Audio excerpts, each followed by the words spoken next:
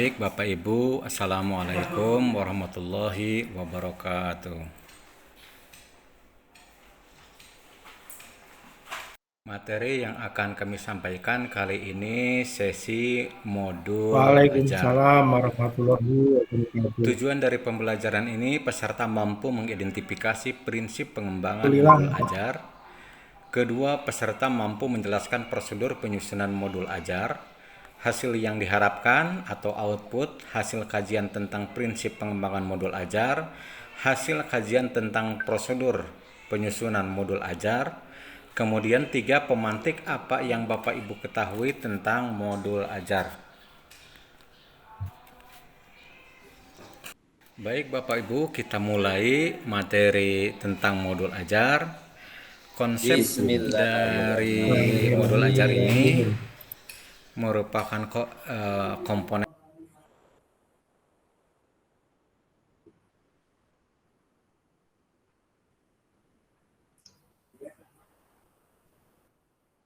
Hadir Pak.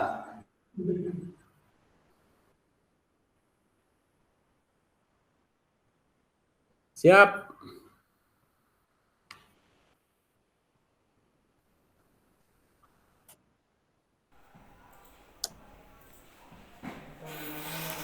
Baik Bapak Ibu, Assalamualaikum warahmatullahi wabarakatuh. Materi yang akan kami sampaikan kali ini sesi modul ajar. Tujuan dari pembelajaran ini peserta mampu mengidentifikasi prinsip pengembangan modul ajar. Kedua, peserta mampu menjelaskan prosedur penyusunan modul ajar, hasil yang diharapkan atau output, hasil kajian tentang prinsip pengembangan modul ajar, hasil kajian tentang prosedur penyusunan modul ajar. Kemudian tiga, pemantik apa yang Bapak Ibu ketahui tentang modul ajar. Waalaikumsalam warahmatullahi wabarakatuh. Baik Bapak Ibu, kita mulai materi tentang modul ajar. Alhamdulillah, Pak. Konsep dari modul ajar ini merupakan komponen modul ajar, prinsip penyusunan modul ajar, prosedur penyusunan modul ajar. Kemudian konsep modul ajar. Modul ajar adalah sejumlah alat atau sarana media metode petunjuk dan pedoman yang dirancang secara sistematis dan menarik. Modul ajar merupakan implementasi dari alur tujuan pembelajaran yang dikembangkan dari capaian pembelajaran dengan profil pelajar Pancasila sebagai sasaran. Modul ajar disusun sesuai dengan fase atau tahap perkembangan peserta didik, mempertimbangkan apa yang akan dipelajari dengan tujuan pembelajaran dan berbasis perkembangan jangka panjang. Guru perlu memahami konsep mengenai modul ajar agar proses pembelajaran lebih menarik dan bermakna. Komponen modul ajar, mari kita pelajari komponen-komponen modul ajar. Yang pertama, identitas modul. Informasi tentang modul ajar yang dikembangkan terdiri dari nama penyusun, institusi, dan tahun disusunnya modul ajar. Jenjang sekolah mulai dari SD, SMP, SMA, atau SMK, kelas. Kemudian alokasi waktu, penentuan alokasi waktu yang digunakan adalah alokasi waktu pembelajaran, kemudian kegiatan intinya, kegiatan refleksinya, evaluasinya, kompetensi awal. sampai di dalamnya pengetahuan ada dan standar-standar atau karakter yang rubrik perlu untuk dimiliki tata cara siswa penilaian. sebelum mempelajari Tidak topik lupa juga tertentu. materi-materi Kompetensi awal ajar merupakan ada di ukuran situ yang menunjang seberapa dalam modul pada ajar tujuan yang dirancang. akan dicapai. Profil pelajar Terima kasih Pancasila Pak, merupakan mungkin itu. tujuan akhir dari suatu kegiatan pembelajaran yang berkaitan erat dengan pembentukan karakter peserta didik. Profil pelajar Pancasila dapat tercermin dalam konten dan atau metode pembelajaran. Di dalam modul pembelajaran, profil pelajar Pancasila tidak perlu mencantumkan seluruhnya, namun dapat memilih profil pelajar Pancasila yang sesuai dengan kegiatan pembelajaran dalam modul ajar. Profil pelajar Pancasila. 6 dimensi profil pelajar Pancasila saling berkaitan dan terintegrasi dalam seluruh mata pelajaran melalui materi isi pelajaran, pedagogik, kegiatan proyek, asesmen. Sarana dan prasarana merupakan fasilitas dan bahan yang dibutuhkan untuk menunjang kegiatan pembelajaran. Sarana merujuk pada alat dan bahan yang digunakan, sementara prasarana di dalamnya termasuk materi dan sumber bahan ajar lain yang relevan yang digunakan dalam kegiatan pembelajaran. Ketersediaan materi disarankan mempertimbangkan kebutuhan peserta didik baik dengan keterbatasan atau kelebihan teknologi termasuk sarana dan prasarana yang penting untuk diperhatikan dan juga dimanfaatkan agar pembelajaran lebih dalam dan bermakna. Target peserta didik. Peserta didik yang menjadi target yaitu peserta didik reguler atau tipikal umum, kemudian peserta didik yang kesulitan belajar, peserta didik yang pencapaiannya tinggi. Pembelajaran merupakan model atau kerangka pembelajaran yang memberikan gambaran sistem pelaksanaan pembelajaran. Model pembelajaran dapat berupa model pembelajaran tatap muka, pembelajaran jarak jauh dalam jaringan, pembelajaran jarak jauh luar jaringan, dan blended learning. Tujuan pembelajaran harus mencerminkan hal-hal penting dari pembelajaran dan harus bisa diuji dengan berbagai bentuk asesmen sebagai bentuk dari unjuk pemahaman. Tujuan pemahaman menentukan kegiatan belajar, sumber daya yang digunakan, kesesuaian dengan beragaman murid, dan metode asesmen yang digunakan.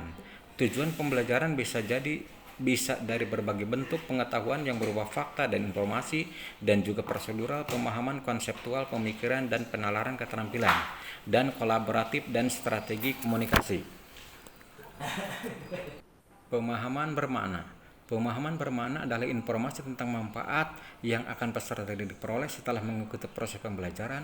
Manfaat tersebut nantinya dapat peserta didik terapkan dalam kehidupan sehari-hari.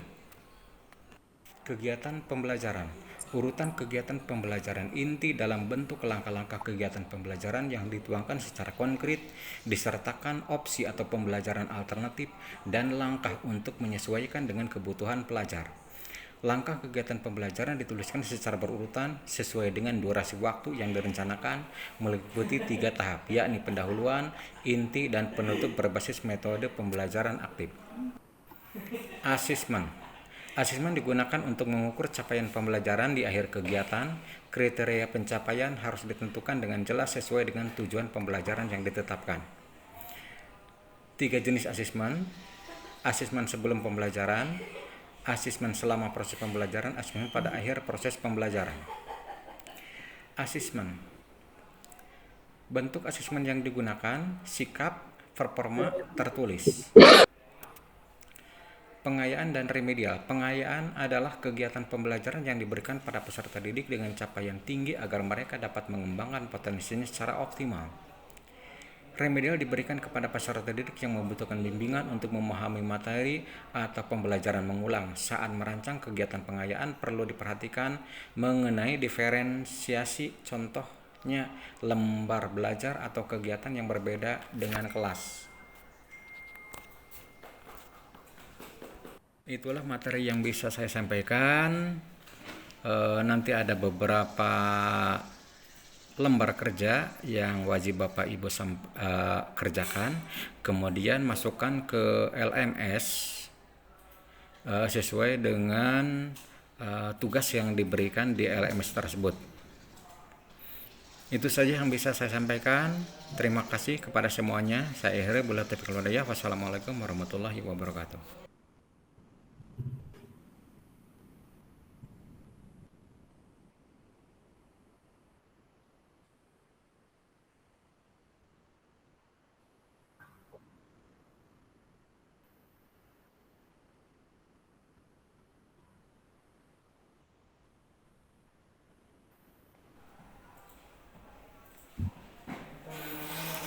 Baik Bapak Ibu, Assalamualaikum warahmatullahi wabarakatuh.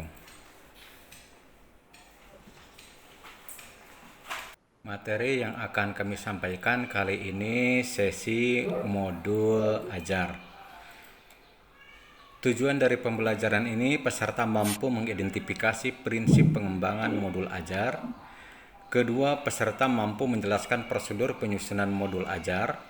Hasil yang diharapkan atau output hasil kajian tentang prinsip pengembangan modul ajar. hasil kajian tentang prosedur penyusunan modul ajar. Kemudian 3, pemantik apa yang Bapak Ibu ketahui tentang modul ajar. Baik Bapak Ibu, kita mulai materi tentang modul ajar. Konsep dari modul ajar ini merupakan komponen modul ajar, prinsip penyusunan modul ajar, prosedur penyusunan modul ajar. Nah, tapi ngeditnya banyak. Kemudian konsep modul ajar. Modul ajar adalah sejumlah alat atau sarana media metode petunjuk dan pedoman yang dirancang secara sistematis dan menarik. Modul ajar merupakan implementasi dari alur tujuan pembelajaran yang dikembangkan dari capaian pembelajaran dengan profil pelajar Pancasila sebagai sasaran. Modul ajar disusun sesuai dengan fase atau tahap perkembangan peserta didik, mempertimbangkan apa yang akan dipelajari dengan tujuan pembelajaran dan berbasis perkembangan jangka panjang. Guru perlu memahami konsep mengenai modul ajar agar proses pembelajaran lebih menarik dan bermakna. Komponen modul ajar. Komponen modul ajar, mari kita pelajari komponen-komponen modul ajar. Yang pertama, identitas modul. Informasi tentang modul ajar yang dikembangkan terdiri dari nama penyusun, institusi, dan tahun disusunnya modul ajar. Jenjang sekolah mulai dari SD, SMP, SMA, atau SMK, kelas. Kemudian alokasi waktu, penentuan alokasi waktu yang digunakan adalah alokasi waktu sesuai dengan jam pelajaran yang berlaku di unit kerja masing-masing. Kemudian B, kompetensi awal. Kompetensi awal adalah pengetahuan dan atau karakter yang perlu dimiliki siswa sebelum mempelajari topik tertentu. Kompetensi awal merupakan ukuran seberapa dalam modul ajar yang dirancang. Profil pelajar Pancasila merupakan tujuan akhir dari suatu kegiatan pembelajaran yang berkaitan erat dengan pembentukan karakter peserta didik. Profil pelajar Pancasila dapat tercermin dalam konten dan atau metode pembelajaran.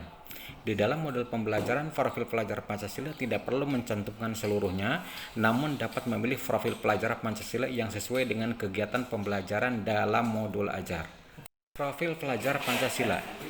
6 dimensi profil pelajar Pancasila saling berkaitan dan terintegrasi dalam seluruh mata pelajaran melalui materi isi pelajaran, pedagogik, kegiatan proyek, asesmen. Sarana dan prasarana merupakan fasilitas dan bahan yang dibutuhkan untuk menunjang kegiatan pembelajaran. Sarana merujuk pada alat dan bahan yang digunakan, sementara prasarana di dalamnya termasuk materi dan sumber bahan ajar lain yang relevan yang digunakan dalam kegiatan pembelajaran. Ketersediaan materi disarankan mempertimbangkan kebutuhan peserta didik baik dengan keterbatasan atau kelebihan teknologi termasuk sarana dan prasarana yang penting untuk diperhatikan dan juga dimanfaatkan agar pembelajaran lebih dalam dan bermakna. Target peserta didik. Peserta didik yang menjadi target yaitu peserta didik reguler atau tipikal umum, kemudian peserta didik yang kesulitan belajar, peserta didik yang pencapaiannya tinggi. Pembelajaran merupakan model atau kerangka pembelajaran yang memberikan gambaran sistem pelaksanaan pembelajaran. Model pembelajaran dapat berupa model pembelajaran tatap muka, pembelajaran jarak jauh dalam jaringan, pembelajaran jarak jauh luar jaringan, dan blended learning. Tujuan pembelajaran harus mencerminkan hal-hal penting dari pembelajaran dan harus bisa diuji dengan berbagai bentuk asesmen sebagai bentuk dari unjuk pemahaman. Tujuan pemahaman menentukan kegiatan belajar, sumber daya yang digunakan, kesesuaian dengan beragaman murid, dan metode asesmen yang digunakan. Tujuan pembelajaran bisa dari berbagai bentuk pengetahuan yang berupa fakta dan informasi, dan juga prosedural, pemahaman, konseptual, pemikiran, dan penalaran keterampilan, dan kolaboratif dan strategi komunikasi. Pemahaman bermakna. Pemahaman bermakna adalah informasi tentang manfaat yang akan peserta didik peroleh setelah mengikuti proses pembelajaran. Manfaat tersebut nantinya dapat peserta didik terapkan dalam kehidupan sehari-hari. Kegiatan pembelajaran. Urutan kegiatan pembelajaran inti dalam bentuk langkah-langkah kegiatan pembelajaran yang dituangkan secara konkret, disertakan opsi atau pembelajaran alternatif, dan langkah untuk menyesuaikan dengan kebutuhan pelajar. Langkah kegiatan pembelajaran dituliskan secara berurutan sesuai dengan durasi waktu yang direncanakan, meliputi 3 tahap, yakni pendahuluan, inti, dan penutup berbasis metode pembelajaran aktif. Asesmen. Asesmen digunakan untuk mengukur capaian pembelajaran di akhir kegiatan. Kriteria pencapaian harus ditentukan dengan jelas sesuai dengan tujuan pembelajaran Pak. yang ditetapkan. 3 jenis asesmen: asesmen sebelum pembelajaran, asesmen selama proses pembelajaran, asesmen pada akhir proses pembelajaran. Asesmen. Bentuk asesmen yang digunakan: sikap, performa, tertulis. Pengayaan dan remedial. Pengayaan adalah kegiatan pembelajaran yang diberikan pada peserta didik dengan capaian tinggi agar mereka dapat mengembangkan potensinya secara optimal. Remedial diberikan kepada peserta didik yang membutuhkan bimbingan untuk memahami materi atau pembelajaran mengulang. Saat merancang kegiatan pengayaan perlu diperhatikan mengenai diferensiasi, contohnya lembar belajar atau kegiatan yang berbeda dengan kelas. Itulah materi yang bisa saya sampaikan. Nanti ada beberapa lembar kerja yang wajib Bapak Ibu kerjakan, kemudian masukkan ke LMS sesuai dengan tugas yang diberikan di LMS tersebut. Itu saja yang bisa saya sampaikan. Terima kasih kepada semuanya. Waalaikumsalam. Wassalamualaikum warahmatullahi wabarakatuh. wabarakatuh.